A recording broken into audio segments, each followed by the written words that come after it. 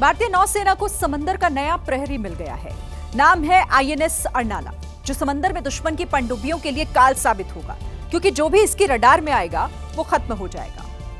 देखने में महाबली, काम बाहुबली और दुश्मन के खेमे में मचाने खलबली आ गया है आईएनएस अर्नाला।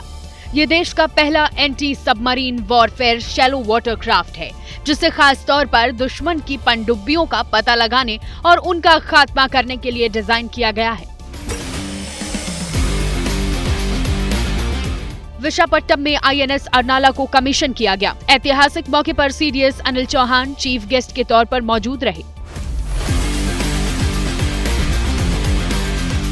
बता दें कि भारतीय नौसेना के लिए इस वक्त 16 ASW SWC जहाज बनाए जा रहे हैं। आईएनएस अर्नाला इस श्रेणी का पहला जहाज है, जिसका नाम महाराष्ट्र के वसई के ऐतिहासिक अर्नाला किले के नाम पर है।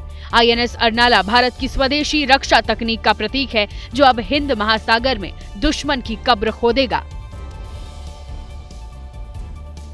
आईएनएस अर्नाला को समंदर का सबसे बड़ा प्रहरी और दुश्मन का काल आखिर क्यों कहा जा रहा है? इसकी एक नहीं बल्कि कई वजह हैं, आपको बताते हैं।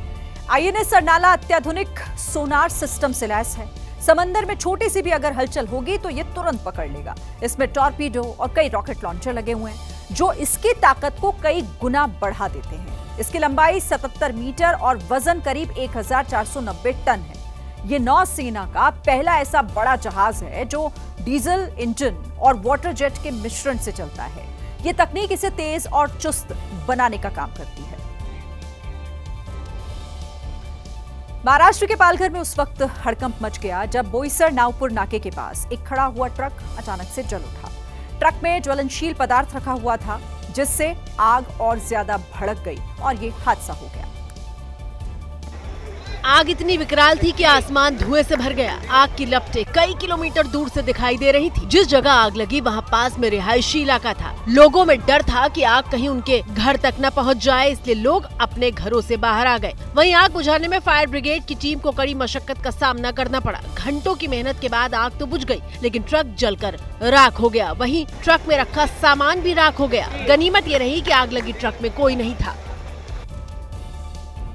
महाराष्ट्र में पहली से 5वीं कक्षा तक के छात्रों के लिए हिंदी को अनिवार्य किया गया है। तीसरी भाषा बनाने का आदेश फडणवीस सरकार ने वापस ले लिया है। इसके बावजूद एमएनएस प्रमुख राज ठाकरे ने हिंदी के खिलाफ आग उगली और उनकी पार्टी के कार्यकर्ता भी सड़कों पर उतर आए हैं। में जाकर हिंदी की किताबें फाड़ दी। विरोध जताने के लिए हिंदी की किताबें भी जलाई। साथ ही दुकानदारों को हिंदी की किताबें न बेचने की धमकी दी।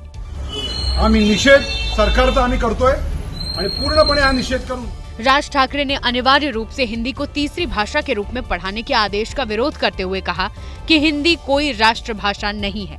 हिंदी भाषा देखील एक उत्तम सुंदर भाषा आहे, परंतु ती त्या एका राज्याची भाषा आहे, ती काही राष्ट्रीय भाषा नव्हे। तुम्ही आमच्या राज्यावरती तिसरी भाषा लादण्याचा का प्रयत्न करताय आणि शाळा ह्या हिंदी कशा शिकवतात हेच आम्ही बघू। वहीं महाराष्ट्र में सीएम देवेंद्र फडणवीस ने कहा कि सरकार ने अपने पहले के आदेश में अनिवार्य शब्द को हटा दिया है। आता आपण असं म्हटलेलं आहे की कुठलीही तिसरी भारतीय भाषा तुम्हाला शिकता येईल, पण आता आपण ती अनिवार्यता काढून टाकलेली आहे आणि कुठलीही भारतीय भाषा शिकण्याचा पर्याय आपण विद्यार्थ्यांना दिलेला आहे। राज ठाकरे पहले भी हिंदी को लेकर विरोध जता चुके हैं। अब बीएमसी चुनाव से पहले एमएनएस ने हिंदी को लेकर नया रुख अपनाया है।